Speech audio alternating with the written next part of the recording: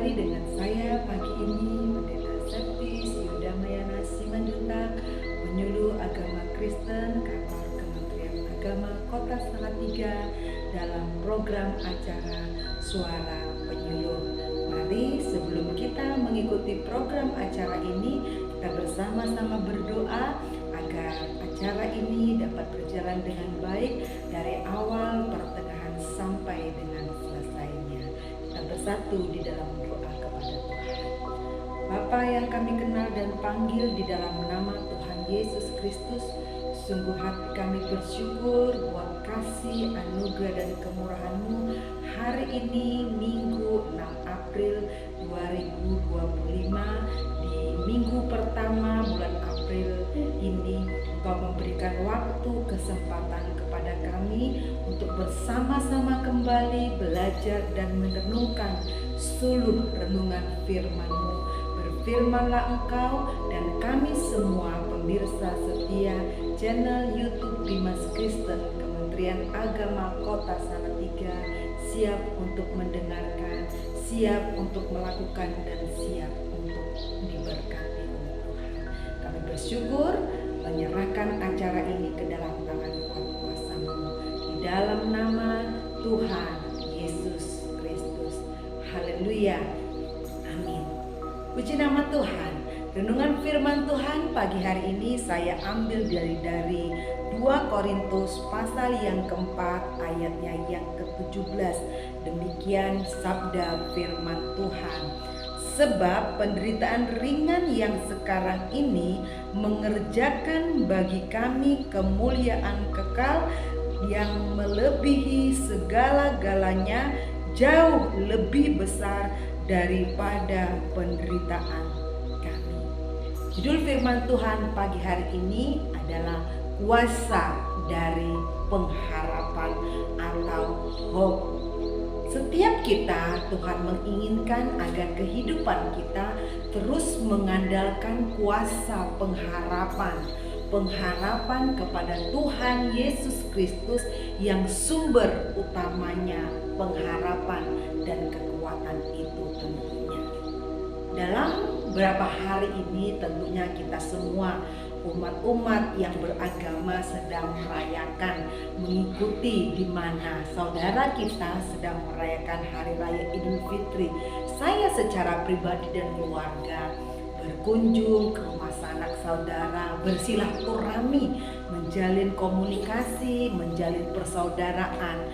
Dan di akhir kunjungan, semua keluarga yang kami datangi selalu berkata begini, semoga ya tahun depan kita bisa bertemu kembali. Harapannya ya semoga tahun depan semakin sukses, bisa kumpul bersama sanak keluarga dan handai taulan dengan keadaan yang lebih baik dari hari ini.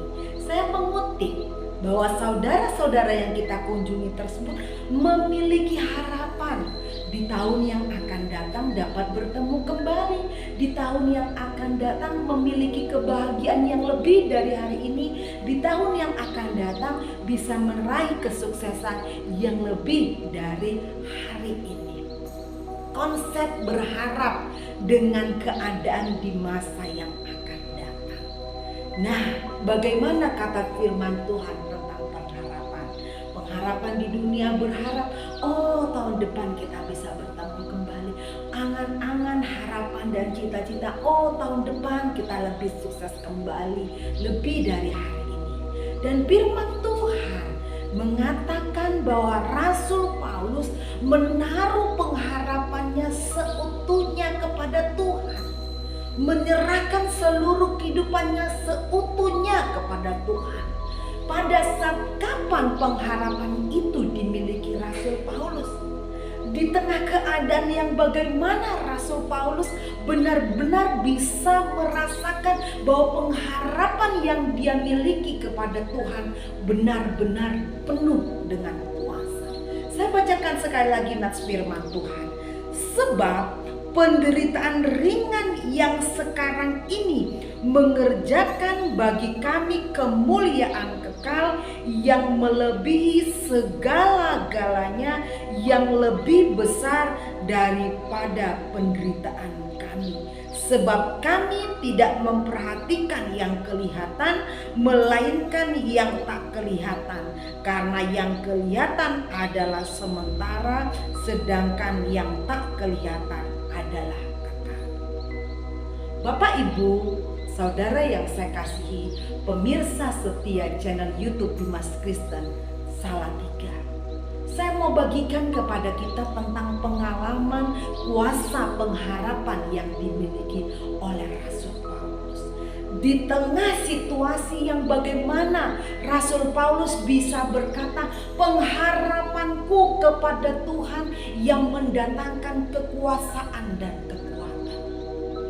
Kita akan simak bersama di dalam 2 Korintus pasal yang keempat ayat yang ke-7 sampai dengan ayat yang ke-15. Firman Tuhan mencatat dengan jelas ada begitu macam banyaknya prestasi-prestasi pelayanan iman yang dialami oleh Rasul Paulus.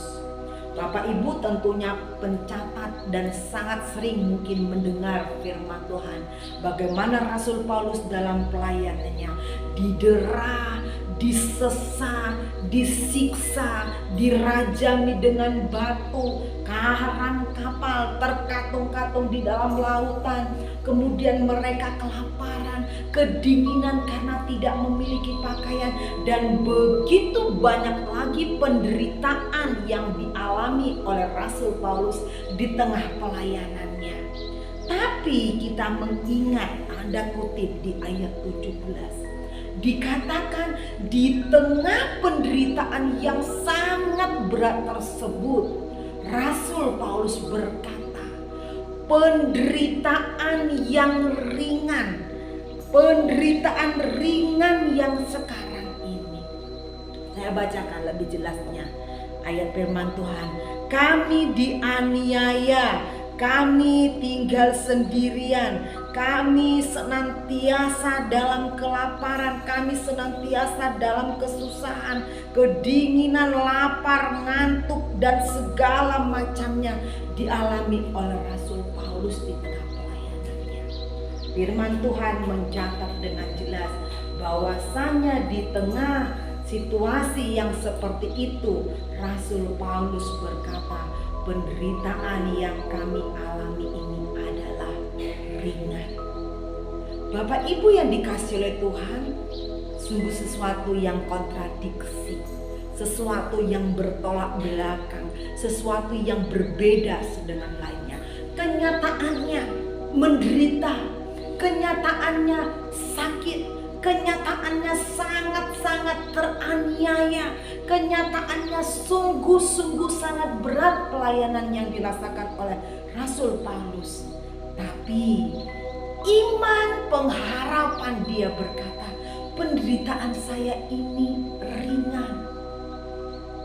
Pengalaman pelayanan yang saya alami ini ringan dibandingkan dengan kemuliaan yang Tuhan akan nyatakan di masa yang akan datang. Bapak Ibu kekasih Tuhan, pemirsa setia channel YouTube Dimas Kristen Kementerian Agama Kota Salatiga, pengharapan itu akan selalu menuntun kita untuk tetap kuat di tengah penderitaan. Pengharapan kepada Tuhan akan menuntun kita untuk bisa mengimani bahwa masa yang akan datang Tuhan akan kerjakan kemuliaan. Pengharapan itu akan membawa iman percaya kita percaya dengan sungguh bahwa penderitaan-penderitaan yang dialami hari-hari ini adalah penderitaan yang biasa, yang tidak melebihi kekuatan manusia. Itulah harapan iman. Itulah harapan Tuhan atas pertumbuhan iman percaya kita hari-hari ini, di mana kita sebagai anak-anak Tuhan yang percaya kepadanya terus menaruh pengharapan kepada Tuhan. Saya ketika menyampaikan firman Tuhan ini. Saya pun merasakan ketika iman itu benar-benar dipertaruhkan di hadapan Tuhan, ketika harapan itu benar-benar hanya ditujukan kepada Tuhan, sesungguhnya saya mendapatkan kekuatan yang baru yang dikerjakan Tuhan dalam kehidupan saya pribadi. Saya kutip dengan sebuah kesaksian dari seorang keluarga pastor brother yang ada di Czechoslovakia. Peristiwa ini terjadi di tengah Perang Dunia yang kedua, di mana orang tua daripada pastor brother ini harus mengikuti kegiatan perang. Orang tuanya, papanya dan ibunya memiliki 4 orang anak. Anak yang masih kecil-kecil harus ditinggalkan istri dan anak-anaknya guna berperang membela dan mempertahankan ketahanan bangsa. Bapaknya pergi meninggalkan dengan hati yang begitu berat dan berpikir keras bagaimana nanti anak-anak dan istri ketika ditinggalkan di medan perang. Sang suami pergi atau sang bapak pergi 1 minggu, 2 minggu, 3 minggu, dan teruslah berjalan bulan demi bulan. Tidak ada kabar berita. Sementara keadaan semakin rumit, peperangan semakin begitu kerasnya, sehingga sang istri yang harus menjaga ketahanan hidup dia dan 4 orang anaknya mengambil inisiatif untuk pulang ke kampung halaman orang tuanya yang ada di Jerman. Karena dia sudah tidak kuat, ketahanan keluarga, kesehatan anak-anak, perekonomian, biaya-biaya hidup tanpa ada suami yang menopang kebutuhan keluarga ini. Dan pada saat dia hendak pulang tersebut, dia berpikir keras bagaimana dia bisa mencukupi kebutuhan, bagaimana dia bisa mendapatkan tiket kereta api. Dia sampailah ke stasiun kereta api, dia naiklah ke kereta.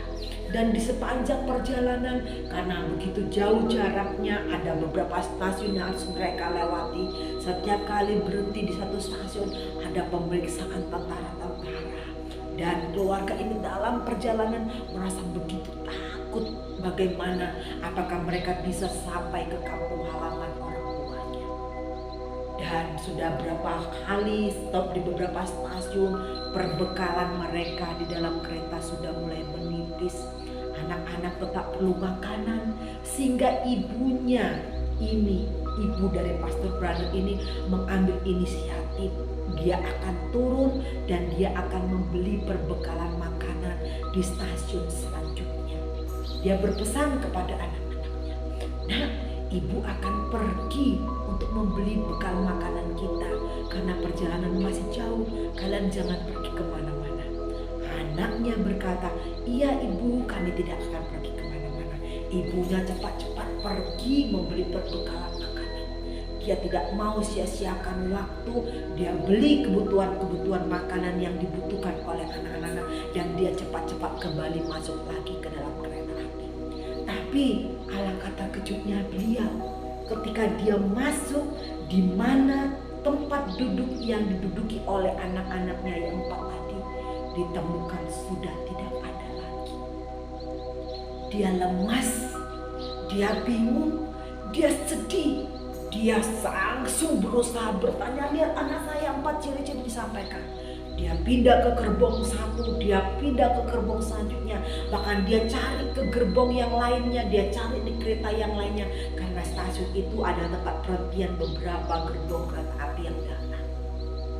Dia dengan sekuat tenaga mencari, dia tinggalkan makanan, dia tinggalkan gerbong yang pertama di mana mereka semua berada. Dan akhirnya sudah berapa gerbong yang dia datangi dan tidak ada satupun orang yang berkata, "Saya melihat anakmu ke arah sana." Oh, atau orang-orang yang ada di sana cuma, "Maaf, kami tidak tahu," karena semua orang fokus dengan hidupnya masing-masing. Dia terduduk lemas. Dalam duduk ini dia permenungan dia berkata, Tuhan, bukankah aku menaruh seluruh pengharapanku kepadamu? Bagaimana aku bisa kuat, bagaimana aku bisa bertahan tanpa kehadiran anak-anakku? Alasanku bertahan hidup sampai dengan ini, Tuhan, hanya anak-anakku. Dia larut dalam kesedihan. Tapi dalam kesedihan itu dia hanya berkata, Tuhan, Engkaulah pengharapanku, Tuhan, Engkaulah keselamatanku, Tuhan, Engkaulah yang sanggup menolong dan memberikan kekuatan kepada iman dan pengharapanku. Dan pada waktu dia sedang bergumul di hadapan Tuhan seperti itu, terdengar seperti suara, Engkau belum datang ke gerbong yang terakhir, Engkau belum datang ke gerbong yang terakhir. Dia tersadar gerbong yang terakhir itu tidak mungkin. Di situ tidak ada kawanan orang banyak. Di situ belum tentu akan berangkat gerbongnya. Tapi dalam pertentangan dia terhadap suara Tuhan, dia pergi, dia cepat-cepat. Dan ketika dia masuk ke gerbong tersebut, disambut dengan senyuman bahagia, semeringah dari 4 buah hatinya. Dan salah satunya adalah Pastor Brother. Dan dia memeluk anak-anaknya dan berkata, pengharapanku ada di hadapanmu. Maksudnya anak-anaknya adalah sumber harapan dia di masa yang akan datang. Sembari dia memeluk, dia berkata, thank you Lord, thank you Lord. Terima kasih Tuhan, Engkau berkuasa, Engkau sumber pengharapan, dan Engkaulah yang telah mempertemukanku kembali kepada 4 buah hatiku. Bapak Ibu yang dikasihi oleh Tuhan, pemirsa setia channel YouTube Dimas Kristen Kota Salatiga, pengharapan itu harusnya terbentuk dari situasi yang tidak mungkin menjadi sangat-sangat mungkin.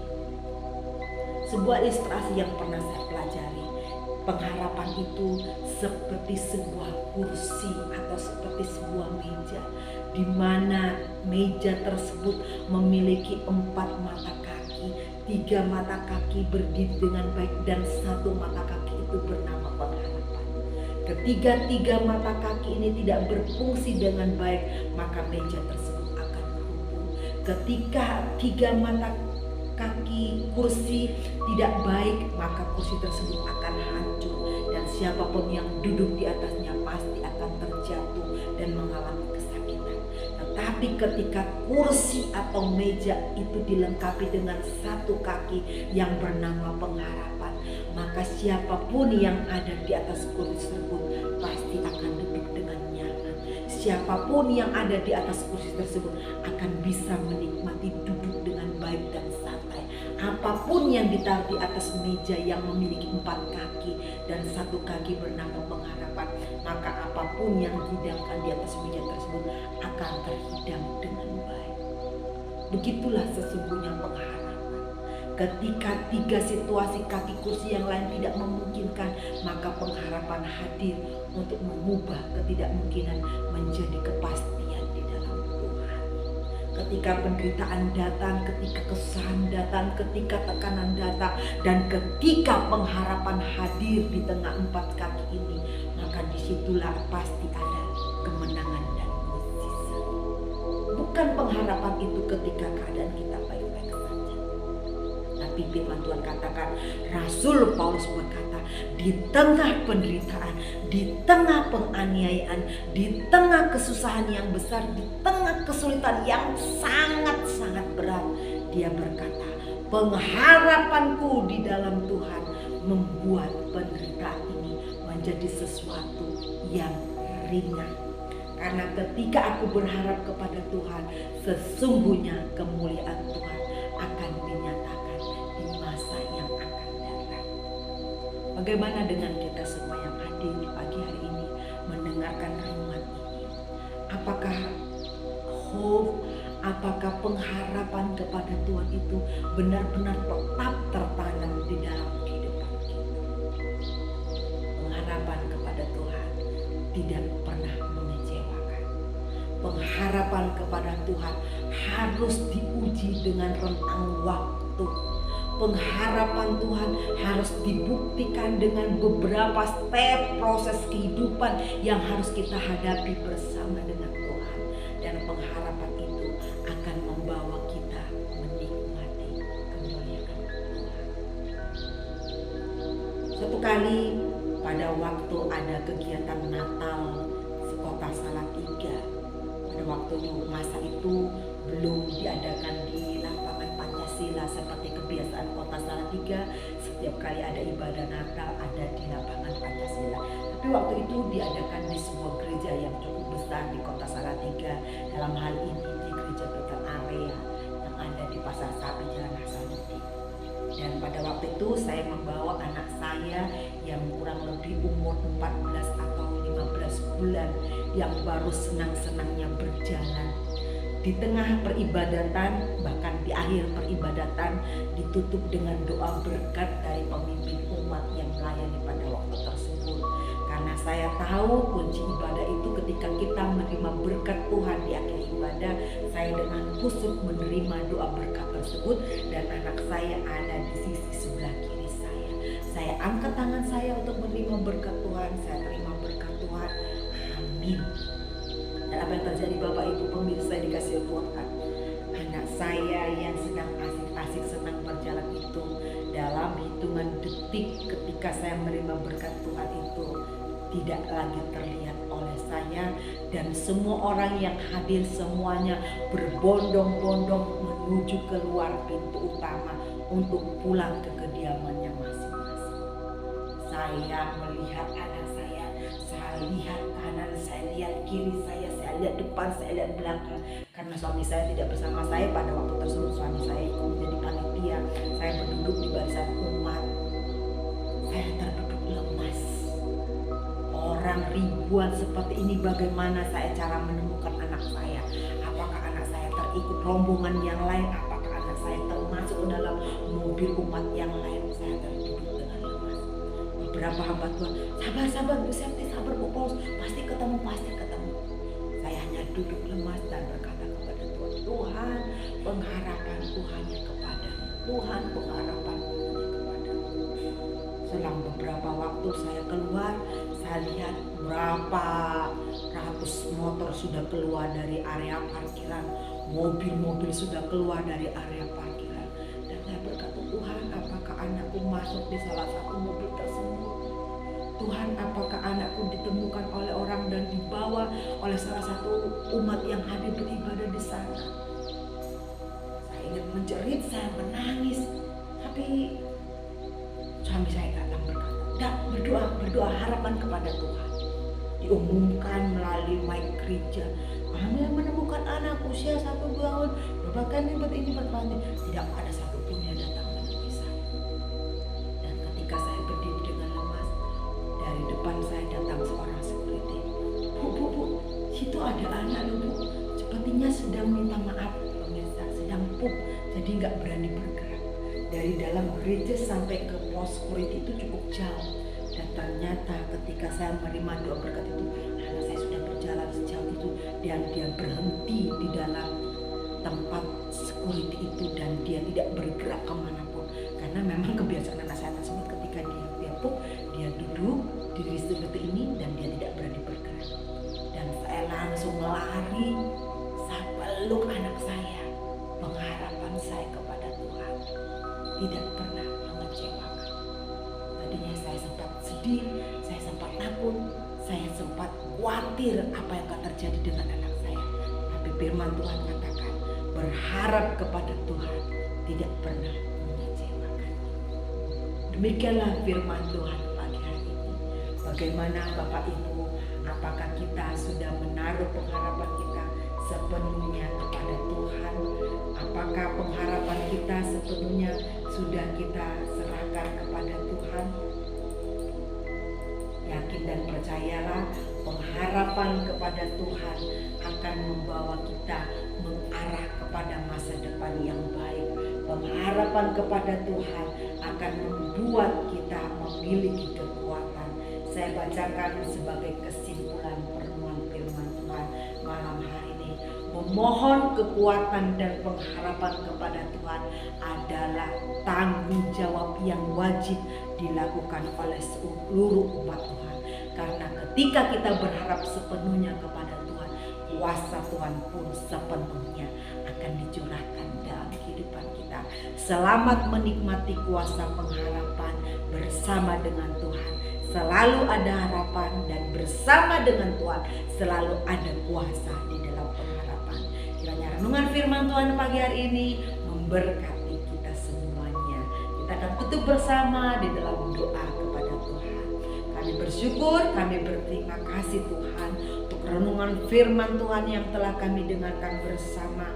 Kami tahu Tuhan, pengalaman hidup yang kami alami hari ini adalah penderitaan yang ringan. Ujian-ujian yang sedang kami alami hari-hari ini adalah ujian yang ringan. Karena dengan pengharapan dan kuasa pengharapan, kami akan memperoleh kemenangan yang Tuhan kerjakan melalui kehidupan kami.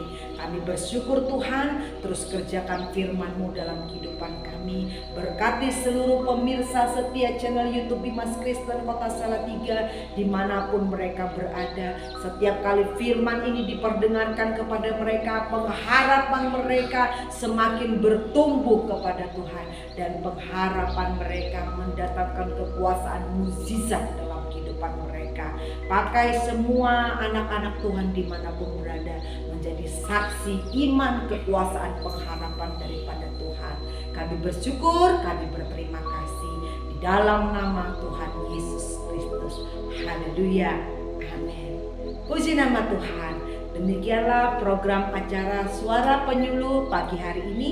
Kiranya setiap kita pemirsa setia channel YouTube Dimas Kristen Kementerian Agama Kota Salatiga terus menaruh iman dan pengharapan kepada Tuhan. Karena pengharapan kepada Tuhan akan mendatangkan kuasa, mukjizat dan pengharapan. Akhirnya saya Pendeta Septisio Damayana Simanjuntak, penyuluh agama Kristen Kementerian Agama Kota Salatiga, mohon undur diri. Terima kasih dan sampai berjumpa di program acara selanjutnya. Tuhan Yesus memberkati.